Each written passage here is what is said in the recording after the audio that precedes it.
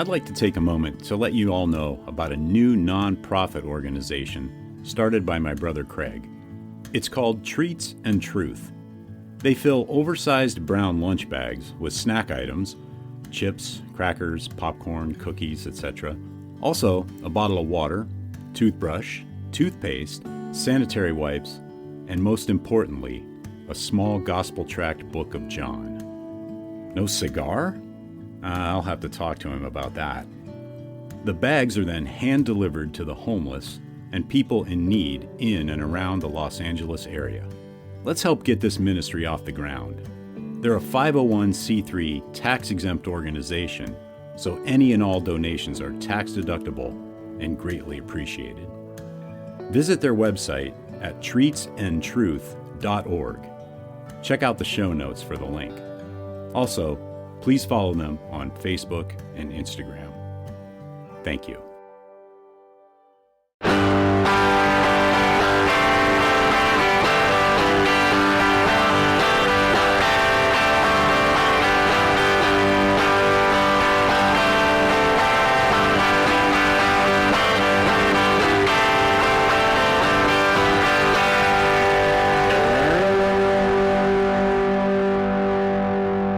Welcome to episode 95 of the Burning Bush podcast, where we share the message of the Bible while enjoying a good cigar.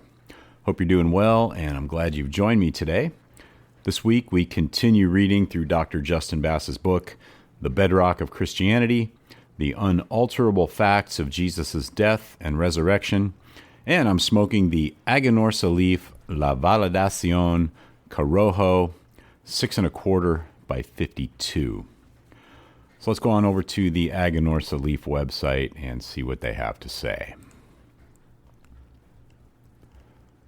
La Validación is the quintessential Nicaraguan cigar. Spicy, bold, and rich. And the Corojo is a 4 out of 5 in the strength.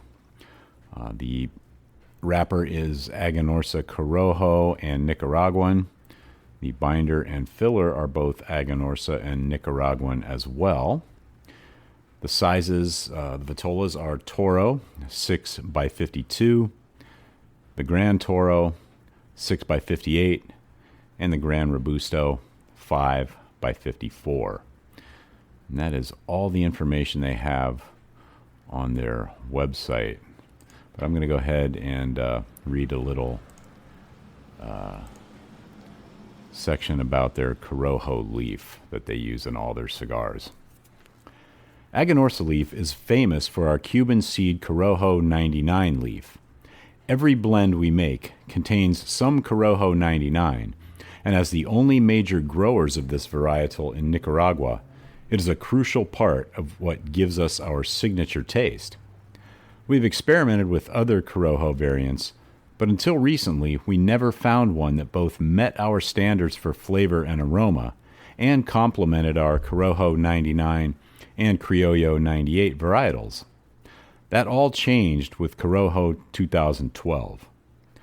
Corojo 2012 is not only flavorful and balanced in taste, it can also be integrated into our blends to add additional complexity and finesse. That is the Aganorsa leaf La Validación Corojo.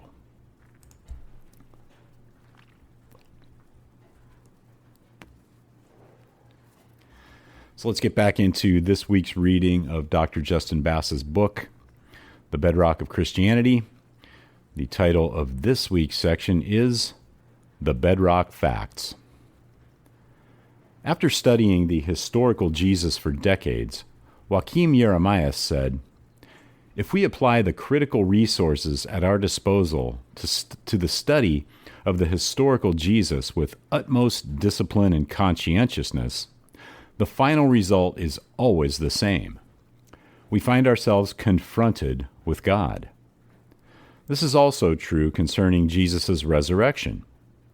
If we apply the critical resources at our disposal to the study of the historical events surrounding Jesus' death and the extraordinary events that followed, the final result is always the same.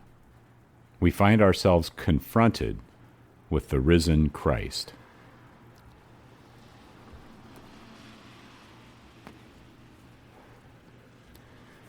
The bedrock facts laid out in this book are these. Jesus' death by crucifixion in the early 30s AD. The claim that Jesus was raised from the dead is an unparalleled threefold innovation. 1. A positive interpretation of a crucified Messiah. 2. A two-stage resurrection, Jesus raised now and the general resurrection still to come. And 3.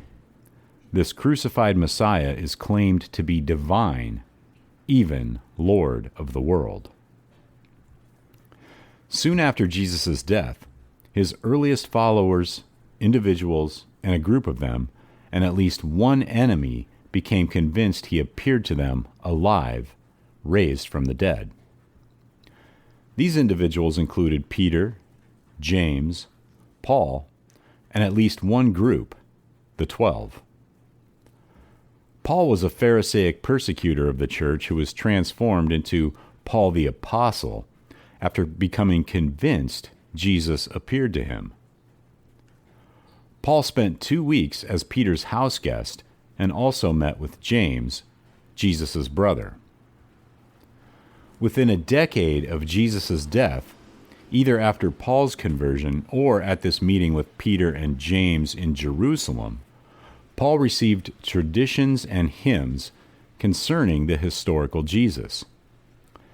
The most significant of these was the creedal tradition quoted in 1 Corinthians 15, 3-7, which could be multiple independent traditions, but even so, they all date to within a decade of Jesus' death.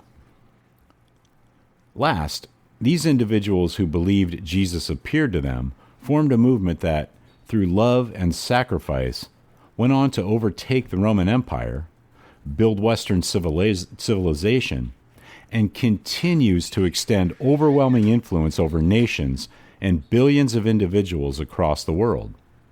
This movement, known as Christianity, is still the largest religion in the world.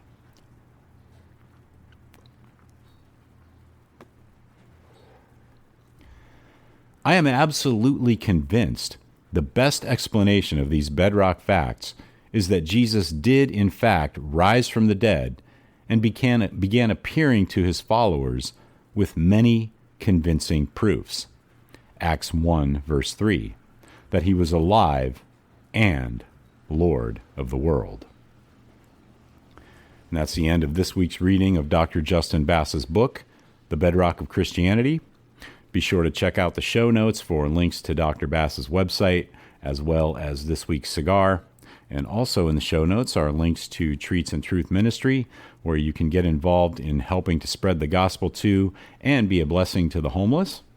Groundworks Ministries for daily Bible studies and devotionals, and the Burning Bush merchandise store, where you can pick up some items to help spread the word about the show. And I'd appreciate it if you would tell your friends. So until next week, have a great day, have a great cigar, and God bless.